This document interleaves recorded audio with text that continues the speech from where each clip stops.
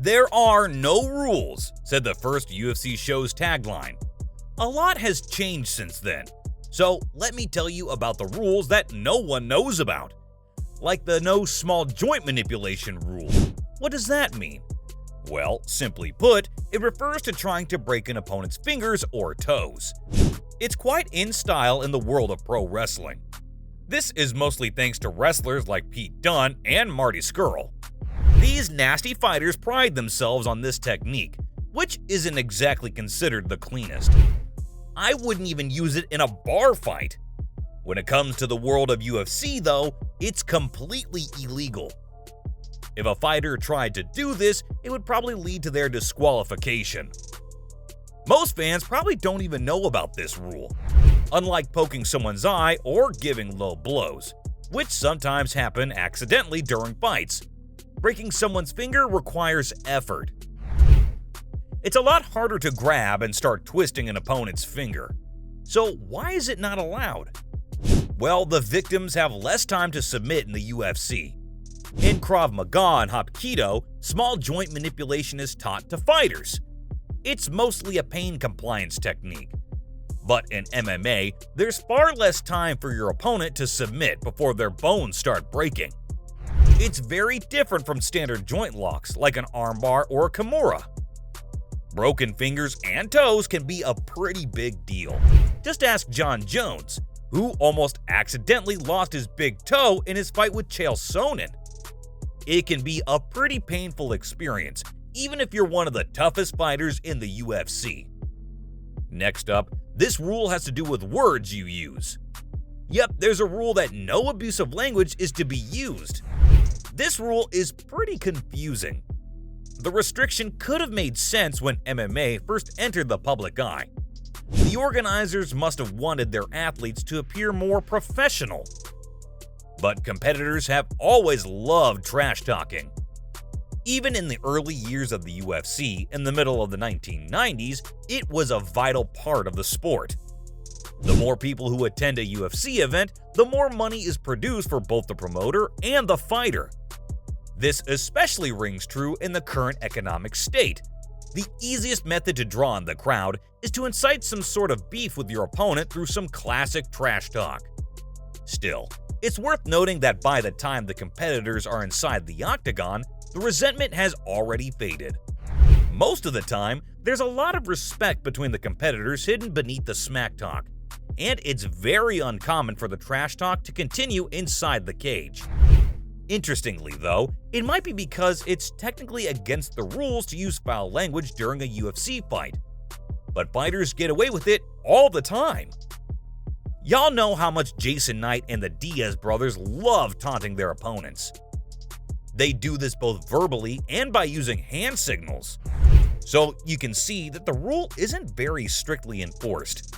In fact, the one known instance of a referee trying to correct a fighter for this happened at UFC 47 in 2004. The infamous referee Steve Mazzagatti cautioned Nick Diaz for repeatedly insulting Robbie Lawler. It was a rare instance of this rule being followed, but Lawler, who lost in the second round, didn't benefit from it. Now, this next rule means you have to be a little courteous if your opponent is on the ground. You can't strike them. Sucker kicks, and more specifically, all strikes to a grounded opponent are one of the more peculiar prohibited rules. When on the ground or on their feet, fighters can attempt to bludgeon one another. But you're disqualified if you try to strike them while they're on the floor. It's crucial to remember that the one championship promotion allowed sucker kicks in contrast to the UFC. This was after Andrei Arlovski heated no contest match there. Different states define grounded opponent differently. Some considered it an opponent with one palm down and others with two. This just adds to the complexity of the regulations. Next up, a rule that's quite controversial. You can't headbutt your opponent. This is a strange guideline. If you didn't know any better, you might not even be aware of it.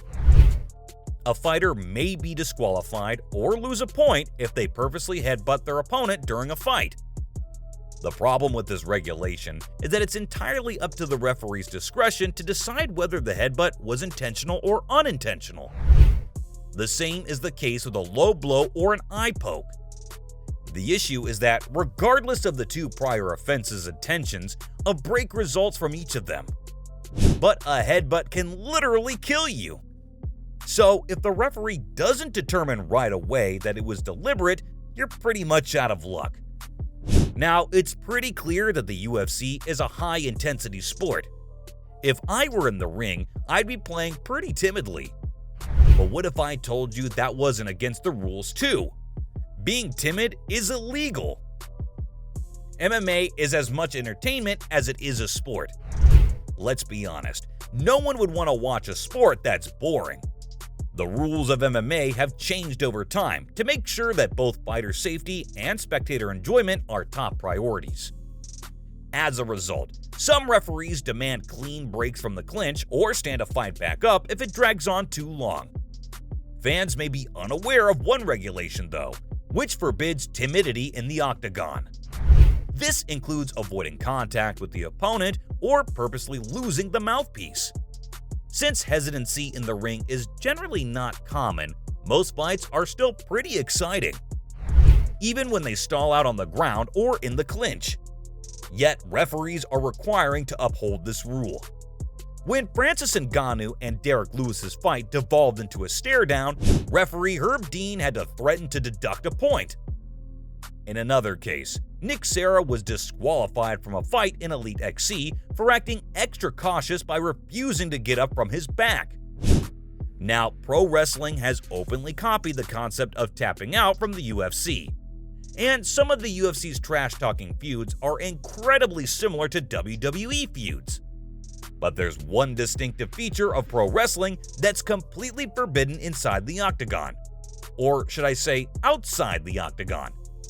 Yep, fighters can't throw opponents out of the octagon. The entire premise of the Royal Rumble program is centered on one wrestler throwing their opponent over the ropes and out of the ring. This is a very normal scenario in professional wrestling, but you'll never see that tactic in the UFC. That's because throwing an opponent over the octagon fence, or even trying to do so, is against the promotion's regulations. If I'm being completely honest, it's unclear how such a thing would ever occur because it involves major cooperation between the two wrestlers to occur in the WWE ring. That definitely wouldn't occur inside the octagon. Plus, your opponent can simply re-enter the cage if they accidentally leave the ring, or they may receive a count, like when a boxer's knocked out of the boxing ring. So, what exactly makes it a rule? Probably Tank Abbott versus Cal Worsham from Ultimate 1996. The UFC and other athletic commissions probably adopted this regulation after watching the match footage.